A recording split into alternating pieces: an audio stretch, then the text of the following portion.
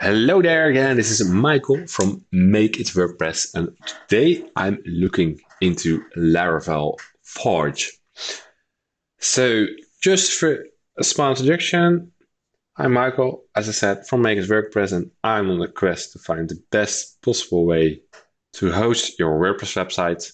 And for that, I'm reviewing all kinds of hosting options, hosting providers, and control panels for WordPress. And today, we're going to look into Laravel Forge, which is a control panel for managing your own service. So in this video, I will just go through the process of logging in, connecting Laravel Forge to a server provider, setting up a server, and also managing an application.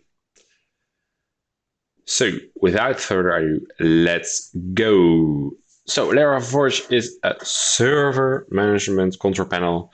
It allows you to easily manage your own service from providers such as DigitalOcean, Vultr, Linode, Amazon Web Services, and any other VPS or virtual private server provider. Having said that, this panel is aimed at professionals and developers, people who have some experience with the technicalities behind the server and know how to set up or at least start a server. And this panel makes it a lot easier to manage service. The panel is specifically designed for using Laravel applications, which is a framework for PHP, but it also supports WordPress. And obviously, I'm from the background of WordPress, and I will also be looking at the panel from that perspective.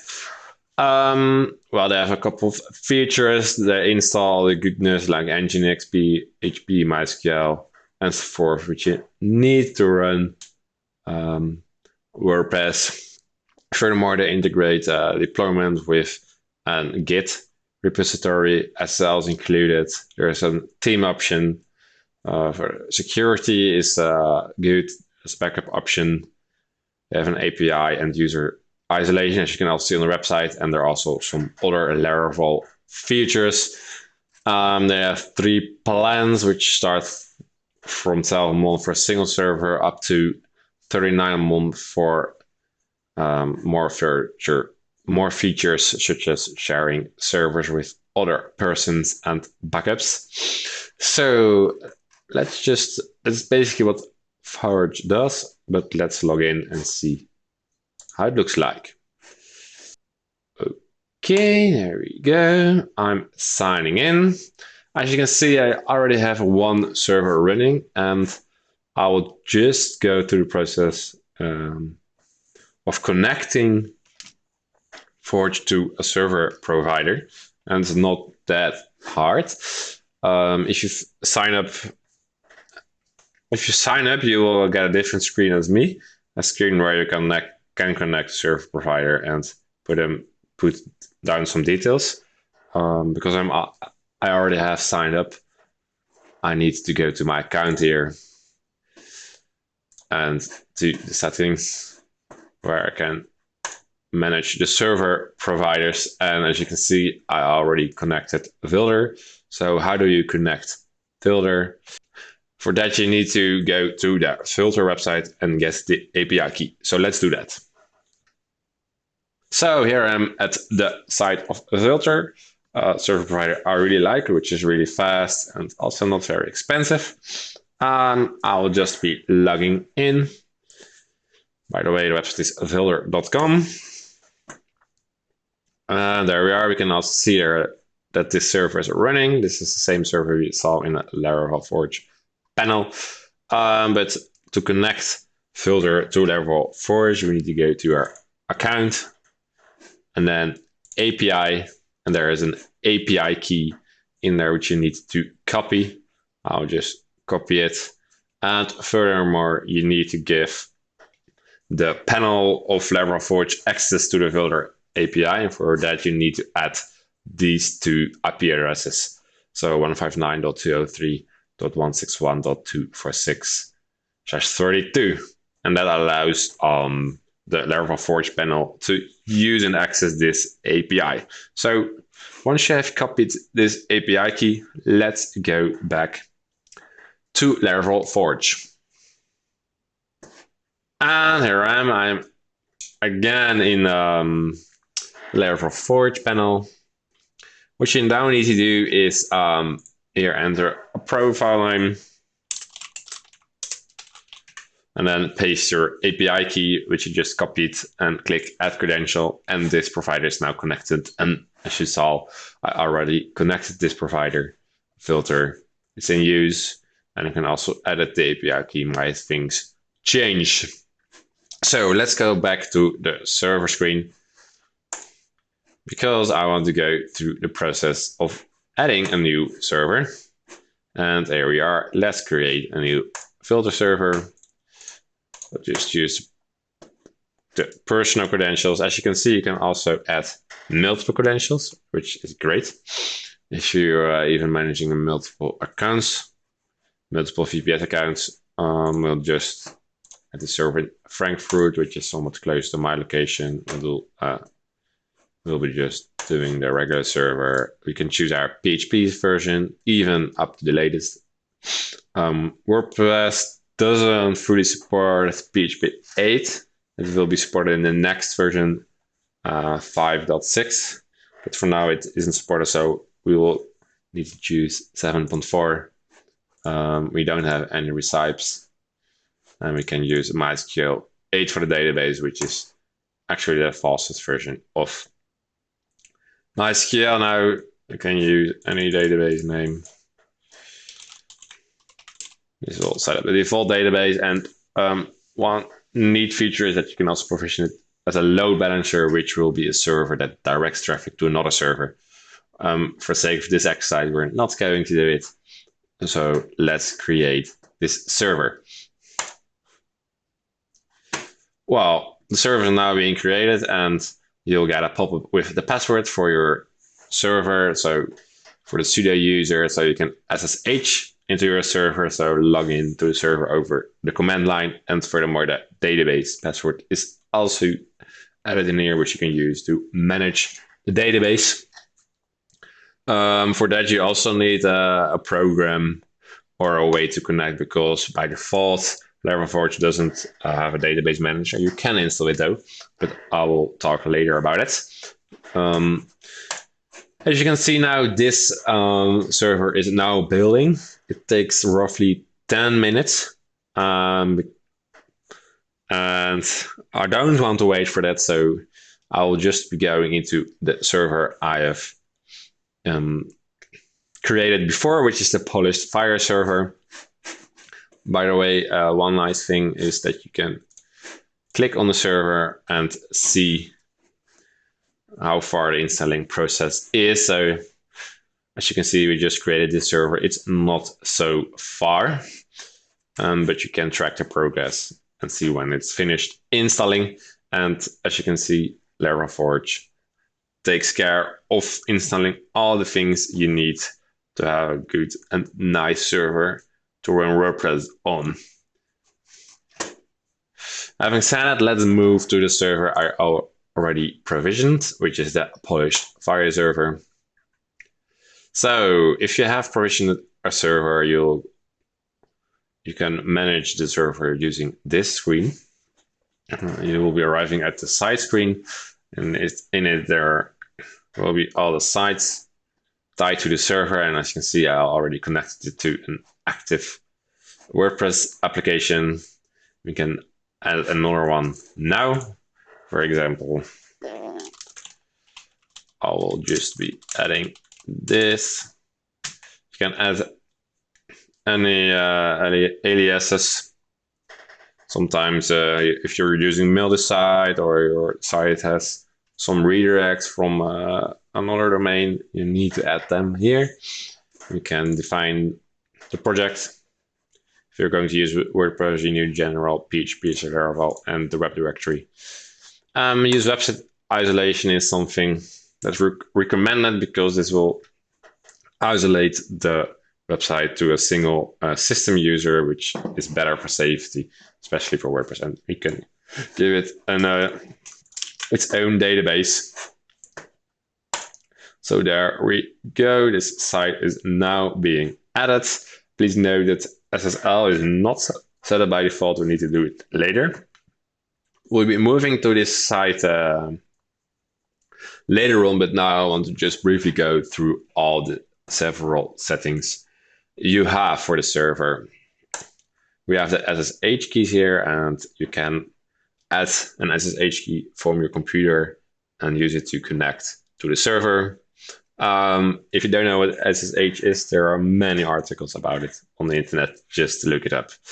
For this video, it is a bit too much to explain the whole thing behind SSH. Furthermore, you can see the databases running on the server, which are now the database from the other side and the database we just created. You can also add new database users and manage the password for the database, the master password, and also for Redis, which is also set up by Laraval by default.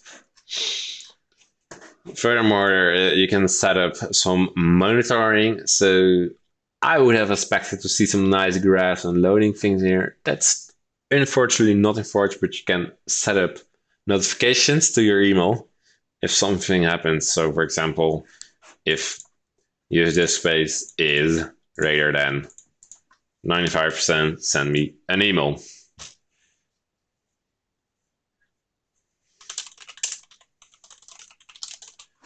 And there we are. Now I will get an email if disk space is used, if more than 95% of disk space is being used.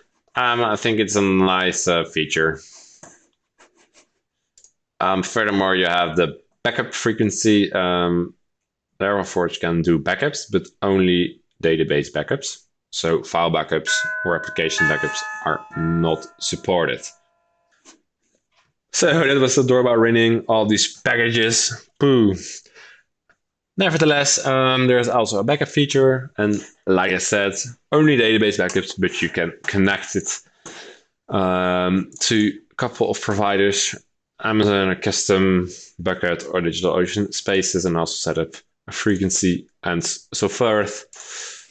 Set up a time. Of course, if you're using DigitalOcean spaces, you need to have set up a space at DigitalOcean and provide credentials. In here, you can also select which databases you want to backup and how many you want to keep, the backup retention. Furthermore, you can manage the PHP settings on server settings, so the max file upload sizes, execution time, and also the version. You can install also multiple versions. Furthermore, you can define the default Nginx template for each site and change the Nginx directives in here, which is pretty useful if you want to optimize and customize the configuration for each site. And especially if you're dealing with WordPress, you want to optimize this for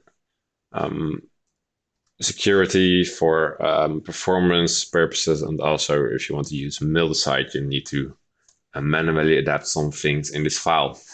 Furthermore, there's a scheduler which allows you to run cron jobs on the server. WordPress does support cron jobs by default, but it needs to have visitors going to the website, so it's a kind of fake cron job.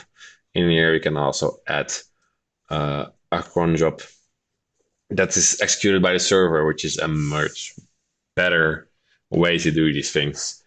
There's the Siemens, which is a Laravel feature. I won't go into detail that. Furthermore, you can set up a server network if you have multiple servers in one region. You can change the firewall rules. By default, these 3 rules are active and all other requests are actually blocked. You can look into several server logs. So for example, the PHP log. As you can see, I did some testing before, and you can see that I got a max from some setting. You can also see the Nginx logs, Nginx access log, and of course the MySQL log. So furthermore, Laravel Forge supports two integrations for providing better performance monitoring, also log monitoring. And at last, there's some metadata concerning the public key that is used by the server and which you can use to connect to using SSH. So, and the last one thing I need to show you, and it's important, it's here on the bottom. You can archive a server, restart services on the server, stop some servers, or even delete the server. So we created this site in order to make it WordPress, and let's go to this actual site by clicking on it and see what we can do with it. So we can clone from a Git repository. We can install WordPress or install PHP My Admin on this subdomain. By the way, you need to connect this. If you want to make this work, you need to connect this domain as your domain registration to this IP in here, 80.240.16.18. Otherwise, it won't work. But for now, let's install WordPress. We'll just be using database, another make WordPress, and the database user Forge. And let's install WordPress. This takes a couple of seconds. It goes pretty fast. And there we are, WordPress is installed. And let's look if we can visit this URL. And there we are, we have a brand new WordPress installation. So once you add a WordPress website, make sure that you also go to this installer. Otherwise, anyone accessing this URL can install WordPress and then log in. So I'll be just adding some details, some site, add some username, password is fine. And let's install WordPress.